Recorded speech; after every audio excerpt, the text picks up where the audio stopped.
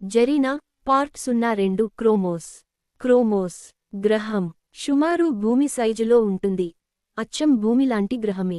బెంజాంటిన్ అనబడే నక్షత్రం చుట్టూ ఈ క్రోమోస్ గ్రహం తిరుగుతూ ఉంటుంది. మనకు మరియు మన భూమికి సూర్యుడు ఎలానో ఈ గ్రహవాసులకు బెంజాంటిన్ నక్షత్రం అలాగా అన్నమాట. అంటే ఆ గ్రహానికి శక్తి ప్రదాత బెంజాంటిన్ నక్షత్రం అన్నమాట. బెంజాంటిన్ నక్షత్రం చుట్టూ కొన్ని వేల గ్రహాలు గ్రహశకలాలు తిరుగుతూ ఉంటాయి. అంత పెద్దది ఆ నక్షత్రం. ఆ నక్షత్రం చుట్టూ తిరిగే గ్రహాలలో కేవలం క్రోమోస్ పైన మాత్రమే జీవరాశి ఉద్భవించింది. ఇంకా క్రోమోస్ గ్రహం విషయానికి వస్తే ఈ గ్రహానికి 2 చంద్రుళ్ళు ఉన్నాయి. నిరంతరం ఆ గ్రహం చుట్టూ ఒకటి సవ్య దిశలో ఇంకొకటి అపసవ్య దిశలో తిరుగుతూ ఉంటాయి. మొదటి దాని పేరు డిమీటర్, ఎరుపు రంగులో మెరుస్తూ ఉంటుంది. సవ్య దిశలో క్రోమోస్ గ్రహం చుట్టూ తిరుగుతుంటుంది. ఈ డిమీటర్ ఉపగ్రహం. ఈ ఉపగ్రహం ఆ యొక్క క్రోమోస్ గ్రహం పైన పంటలు పండటానికి కారణం. ఈ ఉపగ్రహాన్ని క్రోమోస్ గ్రహవాసులు దేవుడుగా కొలుస్తారు. రెండోవ దాని పేరు ఇబీషు, బ్లూ కలర్లో మెరుస్తూ ఉంటుంది. అపసవ్య దిశలో అది క్రోమోస్ చుట్టూ తిరుగుతూ ఉంటుంది. అదృష్టం మరియు ఆత్మవిశ్వాసానికి ప్రతీక ఈ ఉపగ్రహం. ఇంకా ఇబీషు గురించి చెప్పాలి అంటే ఆ క్రోమోస్ గ్రహవాసులకు శత్రువుల నుండి రక్షించే దేవతగా కొలుస్తారు. క్రోమోస్ గ్రహం పైన కూడా రాత్రి పగలు అనేవి ఉంటాయి. డిమీటర్ మరియు ఇబీషుని ఆ క్రోమోస్ గ్రహంలో ఉండేవాళ్లు భార్య భర్తలుగా అభివర్ణిస్తారు. రోజుకి ఒక్కసారి రాత్రి పూట ఈ డిమీటర్ మరియు ఇబీషు సరళ రేఖలోకి వస్తాయి. సరిగ్గా ఆ సమయంలో ఆ 2 ఉపగ్రహాలు ఒక విధమైన పసుపచ్చ రంగుని సంతరించుకుంటాయి. ఆ ఎల్లో కలర్ కాంతి ఆ గ్రహపు యొక్క ఉపరితలాన్ని కొన్ని నిమిషాల పాటు ఆ సమయంలో పసుపచ్చ రంగులోకి మారుస్తుంది. క్రోమోస్ గ్రహం యొక్క రెండవ వైపు కూడా ఇలానే జరుగుతుంది. అంటే నిజానికి రోజుకి 2 సార్లు ఇలా ఈ 2 ఉపగ్రహాలు సరళరేఖలోకి వస్తాయి. అంటే 2 సార్లు ఆ గ్రహవాసులు ఆ పసుపు పచ్చ రంగు కాంతిని చూడటం జరుగుతుంది. ఆ పసుపు పచ్చని కాంతిని వాళ్లు దైవదర్శనంగా భావిస్తారు. వాళ్లు అలా అనుకోవడంలో కూడా ఒక యథార్థం దాగి ఉంది. ఆ పసుపు పచ్చని కాంతి ప్రసరించినప్పుడు ఆ గ్రహం మీద ఉన్న వారు ఎవరైనా సరే ఒక విధమైన ఆనందానికి, ఒక అనిర్వచనీయమైన భావోద్వేగానికి లోనవుతారు.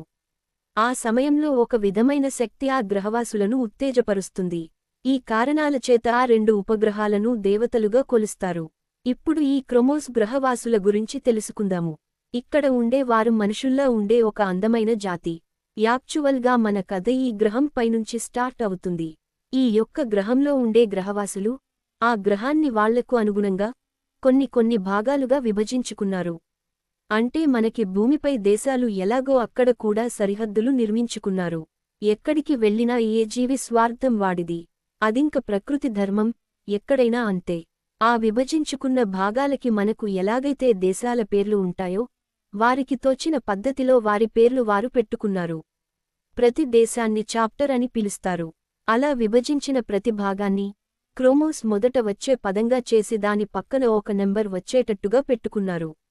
అంటే ఉదాహరణకు క్రోమోస్ చాప్టర్ 120 అంటే అది ఒక దేశంగా అభివర్ణింపవచ్చు.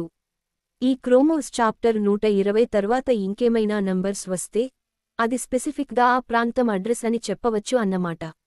అలా మొత్తం క్రోమోస్ గ్రహాన్ని 216 చాప్టర్స్గా విభజింపజేశారు అక్కడ ఉన్న గ్రహవాసులు. మరి ఇప్పుడు ఈ క్రోమోస్ గ్రహం పైన ఏం జరుగుతోంది చూద్దాం పదండి. క్రోమోస్ chapter 144 number 666, code name alpha. 666 క్రోమోస్ యొక్క రాజకీయ రాజధాని అది. మొత్తం క్రోమోస్ని ఏకఛత్రాధిపత్యంగా ఏలుతున్న రాజు అక్కడ ఉన్నాడు. అతని పేరు ది కింగ్ గ్రాండి. మిగిలిన దేశాల రాజులు ఇతనికి సామంతులు అన్నమాట. ప్రస్తుతం అక్కడ జరుగుతున్న సీన్ చూస్తే మనకు మతిపోవడం ఖాయం. ఎందుకంటే అక్కడ ఒక భీకరమైన వాతావరణం అలుముకుని ఉంది. ఎటు చూసినా మంటలు, తెగిపడిన తలలు, ఎర్రటి నెత్తురు నదుల్లా ప్రవహిస్తోంది. దట్టమైన పొగ అలుముకుని ఉంది. తెగిపడిన తలలు రాసులుగా పోసి ఉన్నాయి. ఇంద్రభవనం లాంటి రాజసౌధం పొగబారిపోయి ఉంది. దూరం నుండి ఎక్కడ నుంచో హాహాకారాలు వినిపిస్తున్నాయి. పాయింట్ ఉన్నట్టుండి ఆ అరుపులు కూడా ఆగిపోయాయి. కొంతసేపు నిశ్శబ్దం ఆవరించింది. అక్కడ రాజ్యమేలుతున్న భయంకరమైన నిశ్శబ్దం మృత్యుహేలను ప్రతిబింబిస్తోంది.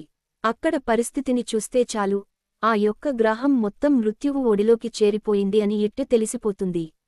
ఎందుకంటే ఆ గ్రహాన్ని పాలించే కింగ్ గ్రాండి అప్పటికే మరణించి చాలా సేపు అయింది. అలాంటి రారాజు మరణించాడు అంటే మిగిలిన గ్రహవాసులు మొత్తం ఇక జీవించలేరు అని అర్థం. ఎటువైపు చూసినా గాఢాంధకారమైన చీకటి. అక్కడక్కడా మినుకు మినుకు మంటూ తగలబడుతున్న శరీరాలు.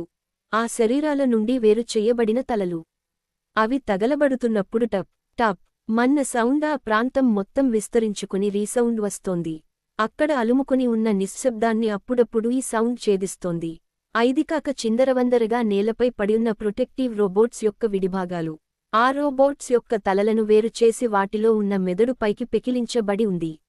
ఆ కుళ్ళిన మెదడుల చుట్టూ కొన్ని క్రిమికీటకాలు వాటి డిన్నర్ కోసం గజ్ గజ్ గజ్ అని ఒక విచిత్రమైన భయంకరమైన సౌండ్ చేస్తూ తిరుగుతున్నాయి.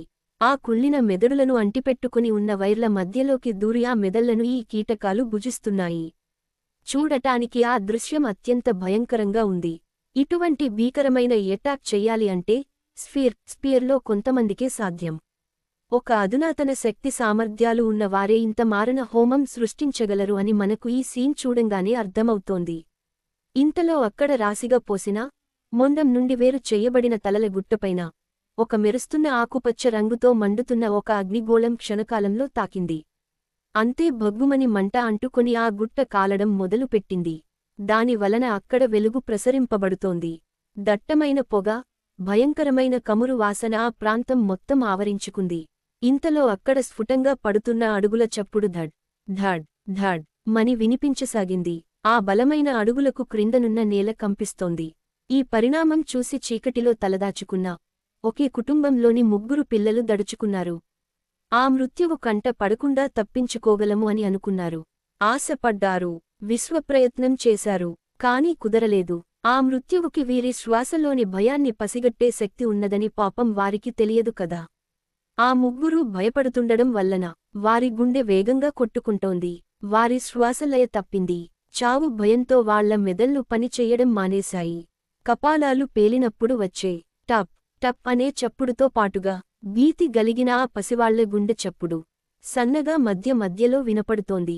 లబ్ డబ్ మంటూ. ఇంతలో మండుతున్న ఒక పుర్రే నేలపై పడింది. అది ఎవరిదో కాదు, సాక్షాత్తు ఆ గ్రాహం యొక్క అధినేత కింగ్ గ్రాండీ యొక్క కపాలం అది. ఆ కపాలం నుండి కింగ్ గ్రాండీ యొక్క కళ్ళు మాత్రం ఏవో 2 స్ప్రింగ్స్ వేలాడుతూ బయటకు వచ్చి మండుతున్నాయి. ఆ కపాలం చూడటానికి ఎలా ఉందంటే బహుశా కింగ్ గ్రాండీ యొక్క తలను మోడెం నుండి వేరుచేసి కళ్లను తప్ప ఆ తలలో మిగిలిన మాంసాన్ని ఎవరో ఒలుచుకు తిన్నట్టుగా ఉంది. మంటలకు కాలుతున్న పువ్వు మోగ్గల్లా కింగ్ గ్రాండీ కళ్ళు ఆ మంటకు షింకవుతూ కొన్ని క్షణాల తరువాత టప్ మని పేలాయి. ఆ కపాలం పై మంట ఇంకా ప్రజ్వలంగా మండసాగింది. ఇంతలో ఆ కపాలాన్ని క్రష్ చేస్తూ ఒక ముళ్ల బోట్స్ తొడగబడిన నల్లటి ఉక్కు పాదమా మండుతున్న కపాలంపై పడింది. క్రాక్ కెరీర్ ధడ్ మన్న సౌండ్తో ఆ కపాలం క్షణాల్లో తునకలయింది. ఆ కాలి బలానికి ఆ కపాలం పొడి పొడి అయిపోయింది. ఆ మృత్యువు ఆ పక్కన పొదల వెనుకగా దాక్కుని ఉన్న పసివాళ్లను కనిపెట్టింది. ఆ పసివాళ్ల గుండె చప్పుడు ఆ మృతువుకు వినపడింది. నల్లటి గోళ్లు ఉన్న తెల్లటి చెయ్యి ఒకటి ఆ పసివాళ్లు ఉన్న దిశ వైపు పాయింట్ చేసింది. ఆ చేతి వేళ్లకు ఉన్న ఎర్రటి రత్నం పొదగబడి ఉన్న ఒక ఉంగరం మెరవసాగింది. అందులోనుంచి ఒక ఆకుపచ్చని కాంతి బయటకు వచ్చింది. ఆ కాంతి ఒక ఆకుపచ్చని అగ్నిగోళంగా మారి ఆ చిన్నారులు ఉన్న దిశవైపు క్షణాల్లో వెళ్లి తగిలింది. అంతే, ఆ చిన్నారులు 3 హా హా కారాలు చేస్తూ గాల్లోకి లేచారు. పెద్దగా రోదించడం మొదలుపెట్టారు. ప్రాణభిక్ష పెట్టమని వేడుకున్నారు. చావు భయం వల్ల పట్టిన చెమటతో వాళ్ల మొహాలు తడిసి పోయాయి. వాళ్లు అలా గాల్లో తేలుతున్నారు. హా హా కారాలు చేస్తున్నారు. వాళ్లు అలా గాలిలో తేలడానికి కారణమైన చెయ్యి కొన్ని వింత సంజ్ఞలు చేస్తోంది. ఏవో వింత వింత మంత్రాలు వినబడుతున్నాయి. ఇంతలో ఆ చేతి యొక్క బొటనవేలు, ఉంగరం వేలు మరియు చూపుడు వేలు కలుసుకున్నాయి. ఏవో వింత మంత్రాలు వినిపించసాగాయి. ఆ చిన్నారులు గాలిలోనే భయంతో వణికిపోతున్నారు. బహుశా తరువాత జరగబోయేది ఏమిటో వారికి తెలిసిపోయినట్టు ఉంది. ఆ చేతి బొటను వేలుకు చూపుడు వేలుకు కొంచెం దూరం పెరిగింది. అంటే కొద్దిగా ఆ చెయ్యి ఆ వేళ్ల మధ్యన గ్యాప్ వచ్చేట్టు చేసింది అన్నమాట. అంతే, పెద్ద శబ్దంతో ఆ చిన్నారుల తలలు వారి శరీరాల నుండి సెపరేట్ చెయ్యబడ్డాయి. వాళ్ల ప్రాణాలు ఈ అనంత విశ్వంలో కలిసిపోయాయి. వాళ్ల మొండాల నుండి రక్తం ఒక ఫౌంటైన్ లాగా విరజిమ్ముతూ క్రిందపడి ఏరులై పారుతోంది. తరువాత ఆ చెయ్యి కొన్ని వింత సంజ్ఞలు చేస్తూ ఉంగరం వేలుకి, చూపుడు వేలుకి మధ్యన కొంచెం గ్యాప్ తీసుకువచ్చింది.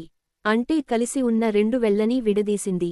అంతే, ఆ చిన్నారుల శరీరాలు ముక్కలు ముక్కలుగా విడిపోయి చెల్లాచెదురుగా పడిపోయాయి.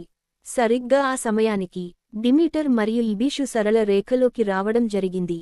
పసుపు పచ్చని కాంతి ఆ శ్మశానాన్ని తలపించే భూమిని తడపసాగింది. ఇప్పుడు ఆ కాంతికి మొక్కడానికి ఆ గ్రహంపై ఎవ్వరూ జీవించిలేరు. ఆ క్షుద్రశక్తి ప్రభావం అటువంటిది అన్నమాట. అంత భయంకరమైన క్షుద్రశక్తి క్రోమోస్ పై ఎందుకు దాడి చేసింది? క్రోమోస్ గ్రహంపై ఇంత మారణ హోమం సృష్టించిన ఆ క్షుద్రశక్తి ఎవరు? అసలు ఈ పని ఎందుకు చేసింది? ఎవరు ఆ క్షుద్రశక్తిని ఈ పని చెయ్యమని ఆదేశించారు? తెలుసుకోవాలని అనుకుంటున్నారా? So follow my series.